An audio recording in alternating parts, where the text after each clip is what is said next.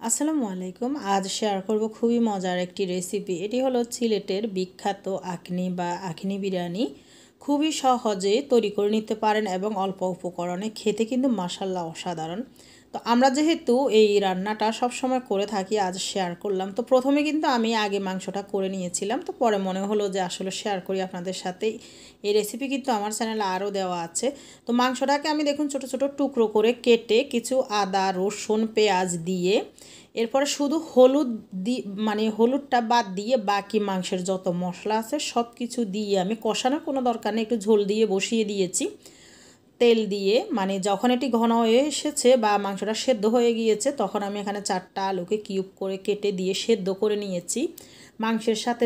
দেখুন এভাবে একটু ঝোল ঝোল থাকবে। মানে আমরা মাংসটা রান্না করব আলু দিয়ে ছোট ছোট করে, শুধু হলুদ বাদে। একেবারে সহজ রেসিপি, আপনারা এটা আগে তৈরি করে নেবেন। আর এখন আমি পরবর্তীতে যেটি খুবই পপুলার রেসিপি আখনিটা, মাংসটা তো সবাই করতে পারবেন, খুবই সহজ, শুধু হলুদটা দিবেন না, এটাই আর সব উপকরণ দিবেন। এখন চুলা একটি প্যান বসিয়ে সব সময় মেলানো পাত্রে রান্না করার চেষ্টা করবেন। এখানে আমি রান্নার তেল দিয়ে দিলাম, দিয়ে কিছু পেঁয়াজ কুচি দিয়ে দিলাম। পেঁয়াজটা অপশনাল, এখানে আপনি না দিলেও এটা টেস্টের কোনো হেরফের হবে না, কিছুই হবে না। আপনারা যে এখন আমি পোলাওটা দেখাবো, এই রেসিপিতে কিন্তু আপনারা সাদা পোলাওটাও করে নিতে পারবেন। যারা একেবারে নতুন ব্যাচেলার বা নতুন রাঁধুনি, পোলাও বা বিরিয়ানি ঝরঝরে হয় না, নরম হয়ে যায় বা বেশি শক্ত হয়ে যায়, আমার এই রেসিপি ফলো করলে কিন্তু ইনশাল্লাহ আপনার রেসিপি 100% পারফেক্ট হবে। আর আমার চ্যানেলে কিন্তু বেশ কিছু খিচুড়ি বিরিয়ানির রেসিপি দেওয়া আছে পানির পরিমাণ সহ সব কিছু। তো এখানে আমি দেখুন কিছু আস্ত গরম মশলা দিয়েছি, তেজপাতা দিয়ে নাই, কারণ তেজপাতাটা দিলে পুড়ে একটি বিশ্রী গন্ধ হবে। আর এখানে আদা রসুনটা কিন্তু এখন দিলাম না। আপনার পোলাও রান্নাতেও এই সময় আদা রসুনটা দিবেন না, তাহলে তেলের ভিতরে যেহেতু এগুলো লিকুইড, তেলগুলা চতুর্দিকে চলে যাবে। তো এখানে আমি আতপ চাউল দিয়ে দিয়েছি হাফ কেজির থেকে একটু বেশি। আর পোলাও রান্না বা বিরিয়ানি রান্নার সময় আপনারা কী করবেন, এই সময়টাতে এই যে কিছু কেওড়ার জল বা গোলাপ জলটা দিয়ে দিবেন, তাহলে কিন্তু বিয়েবাড়ির শাহি যে একটা ফ্লেভার সেটা আসবে। আর দিয়ে দিলাম কিছু স্বাদ মতো লবণ। লবণের পরিমাণটা অল্প করে দিবেন, যেহেতু আমরা মাংস রান্না তো ওখানে লবণ দিয়েছি। আর গরম মশলাটা এখানে আমি অল্প পরিমাণে দিয়েছি, ওখানে মাংস রান্নাতে দিয়েছি। আপনারা এই পোলাওটা আমি যেভাবে দেখাচ্ছি এভাবে কিন্তু সাদা পোলাওটা তৈরি করে নিতে পারবেন। এখানে আমি যেহেতু 2 পটের একটু বেশি দিয়েছি, তো আমি 2 পটের হিসাবটাই দিই। 2 পট এখানে যদি চাউল হয় তাহলে 4 পট হিসাবে কিন্তু পানি যাবে ডাবল। আপনারা বিরিয়ানির ক্ষেত্রে বা পোলাওর ক্ষেত্রে কি করবেন, একটু কম দিবেন, মানে 1.5 গুণ দিবেন আর কি, 2 গুণ পুরা দিবেন না। এটা কেন দিবেন না সেটা বললাম, কারণ কি হয় এক এক টাইমে কিন্তু নতুন চাউল পুরাতন চাউল হয়। তো আমি সেই টিপসটা বলে দিব কিভাবে কি করবেন নতুন চাউল পুরাতন চাউলের ক্ষেত্রে। এখানে লিকুইড দুধ দিয়ে দিলাম আমি কিছু, এটি আমি রেখে দিয়েছিলাম ডিপ ফ্রিজে আর কি রয়েছে। এই যে ঘিও বসে গিয়েছে সরসহ, তো আপনারা কিন্তু এখানে 1 কাপের মতো দিয়ে দিতে পারেন লিকুইড দুধ, তাহলে কিন্তু টেস্টটা খুবই ভালো আসবে। আর এ পর্যায়ে আমি দিয়ে দিলাম একটি তেজপাতা আর কিছু আদা রসুন। সেম এভাবে আপনারা পোলাওটা করে নেবেন, খুবই টেস্টি হবে। বা একটু গুঁড়া দুধও গুলিয়ে দিতে পারেন। তো যেহেতু এই লিকুইড দুধটা আমার বাসায় আগের থেকে ফ্রোজেন ছিল, দিয়ে দিলাম। এখন কিছু কাঁচামরিচ দিয়ে দিব। আর এখানে একটি টিপস দিই, চুলা রাসটা যে কোনো সময় পোলাও বিরিয়ানি রান্নার সময় হাই ফ্লেমে দিয়ে ঢাকনা খোলা অবস্থাতে এটি রান্না করবেন, তাহলে কখনোই আপনার পোলাওটা ভর্তা বা গলে যাওয়া, একটার সাথে একটা লেগে যাওয়া, এটা হবে না। পানির পরিমাণটা আমি একটু পরে ভালোভাবে ক্লিয়ার করে দিব। এখন আমরা যে একটু ঝোল সহ মাংসটা কিন্তু রাখবো, আর তেজপাতাটা তুলে ফেলে দিব, কারণ মাংসের ভিতরে আমরা একটু ঝোল রাখবো। হ্যাঁ, ঝোলটা রাখলে কি হবে, এই পোলাওর ভিতরে গিয়ে মানে খুবই টেস্টি হবে।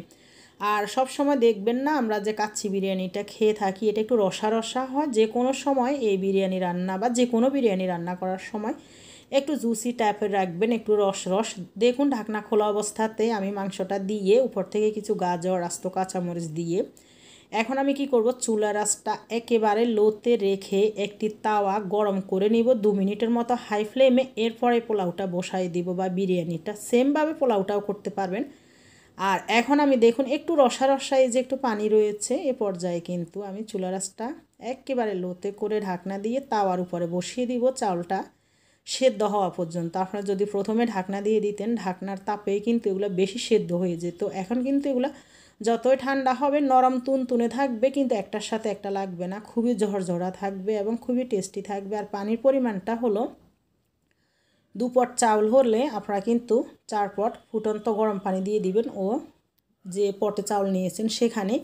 আর পোলাও বিরিয়ানির ক্ষেত্রে মানে একেবারে সঠিক হলো আপনার 1.5 গুণ দিবেন, বেশি দেওয়ার কোনো দরকার নেই। যখন এভাবে পানিটা শুকিয়ে আসবে তখন চুলা রাসটা লোতে করে তাওয়ার উপরে বসিয়ে দিবেন। কারণ ডাবল দিলে কি হয়, মানে যখন নতুন চাউল হয় তখন কিন্তু যারা নতুন রাঁধুনি এটা কিন্তু গলে যায়, তো সেজন্য আপনারা 1.5 গুণ দিবেন। এই যে তাওয়াটা এইভাবে আমরা একটু গরম করে নিব আর এরপর এটি বসিয়ে দিব। একেবারে সহজ, পোলাও বলেন বিরিয়ানি বলেন যেটাই বলেন, আপনারা যদি এই টিপসগুলো ফলো করে রান্না করেন একেবারে চোখ বন্ধ করে করতে পারবেন নিশ্চিন্তে। ব্যাচেলার থেকে একেবারে নতুন রাঁধুনি যারা অনেকটাই ভয় পেয়ে থাকেন, তো চুলা রাসটা আমি লোতে করে রেখে দিব। ইচ্ছে হলে আপনারা কিন্তু এখানে ঘিও দিতে পারেন, তো আমি ঘিটা দিব না, কারণ এমনিতে খুব সুন্দর একটি ফ্লেভার আসে, যেহেতু আমরা গরম মশলা দিয়েছি, মাংসের একটি টেস্ট আছে। আর যখন এই যে ইয়েটা দিয়েছিলাম গোলাপ জলটা, ওটাই ভালো ফ্লেভার নিয়ে এসেছে। এখন আমরা কি করব, একেবারে ভালোভাবে মিশিয়ে দিব ঝোলের সাথে। আর পোলাও হলে তো দরকার নেই মেশানোর অতটা, মিশিয়ে দিয়ে আবার আমি ঢাকনা দিয়ে 2 মিনিটের মতো রেখে দিব। তো দেখবেন যখন বেশি নরম হয়ে যাবে ঢাকনাটা ফাঁকা করে রাখবেন, আর যখন দেখবেন আপনার চাউলটা একটু পুরাতন একটু শক্ত মনে হচ্ছে তখন এই যে আমি যেভাবে দেখাচ্ছি এভাবে তুলে একটু চেপে চেপে ঢাকনা দিয়ে রেখে দিবেন। তবে তাওয়ার উপরে না, তাওয়াটার থেকে সরিয়ে রাখবেন, চুলার থেকে নামিয়ে রাখবেন। কারণ চুলার তাপে আর তাওয়াটা যখন গরম থাকবে ওটার তাপের নিচেরগুলা কিন্তু একেবারে নরম হয়ে যাবে। এই যে আমার এটা কিন্তু একটুও নরম হয়নি, আর দেখুন তলানিতেও লাগে নাই যতই আমি নাড়াচাড়া করতেছি। দেখুন এরপরের লুকটা আমি দেখাবো। মাশাল্লাহ, আমার চ্যানেলে প্রেশার কুকারে আপনারা কিভাবে সঠিক পরিমাণের পানি দিয়ে কিভাবে বিরিয়ানি খিচুড়ি রান্না করবেন সবগুলো দেওয়া আছে। অনেক টাইমে কী হয়, আমরা সকালে ঝটপট খিচুড়ি রান্না বা বিরিয়ানি রান্না করতে চলে যাই, তো হয় না, আমরা কিন্তু প্রেশার কুকারেও করতে পারি। এভাবে ঢাকনা দিয়ে লো আঁচে রেখে দিব। আর লবণটা চেক করে নেবেন, যখন আপনারা পানিটা দিবেন একটু লবণটা চেক করে নেবেন। মুখের ভিতরে দিলে যখন এই পানিটা মানে লবণটা ঠিক মনে হচ্ছে তখনই আপনার পোলাও বিরিয়ানির লবণটা কিন্তু একেবারে পারফেক্ট হবে। দেখুন কতটা ঝরঝরে হয়েছে, আর মাংসগুলো ছোটো ছোটো টুকরো করা। আপনারা ইচ্ছে হলে কিন্তু এখানে মটরশুঁটিও দিতে পারেন, আরও সুন্দর লাগবে দেখতে, আর খেতেও কিন্তু ভীষণ ভালো লাগবে। শীতের সময় কিন্তু গাজর মটরশুঁটি এগুলো দিলে কালারিং হয়, দেখতে খুবই ভালো লাগে। এই যে আমি কিন্তু এটি চুলার থেকে নামিয়ে নিয়ে এসেছি আপনাদেরকে দেখানোর জন্য সরাসরি। এখন নেড়ে দেখালাম কতটা ঝরঝরে হয়েছে। এই টিপসগুলো যদি আপনারা মেনে চলেন মাশাল্লাহ আপনাদের পোলাও বিরিয়ানি বলেন খিচুড়ি বলেন সবগুলোই খুব সুন্দর হবে। আর খাওয়ার সময় কিন্তু আমি যেভাবে চতুর্দিকে আমি তো এখন নেড়ে দেখাচ্ছি আপনাদেরকে, এভাবে কিন্তু নাড়তে যাবেন না, এক সাইড থেকে তুলে খাবেন। তাহলে হবে কি, বাকি সাইডেরগুলো খুবই রসালো হয়ে থাকবে আর মজা হয়ে থাকবে, মানে সফট হয়ে থাকবে। যখন এভাবে নাড়াচাড়া করবেন তখন মরচারটা নড়ে যাবে গা, মানে ও যখন দমে থাকবে তখন খুবই সফট মরচার হয়ে থাকবে। তো ভিউয়ার্স, ভিডিওটি যদি ভালো লাগে প্লিজ ইউটিউব চ্যানেলটি সাবস্ক্রাইব করে দিবেন, আর ফেসবুক পেজ থেকে যদি দেখে থাকেন পেজটি ফলো দিয়ে দিবেন। আল্লাহ হাফিজ, আসসালামু আলাইকুম।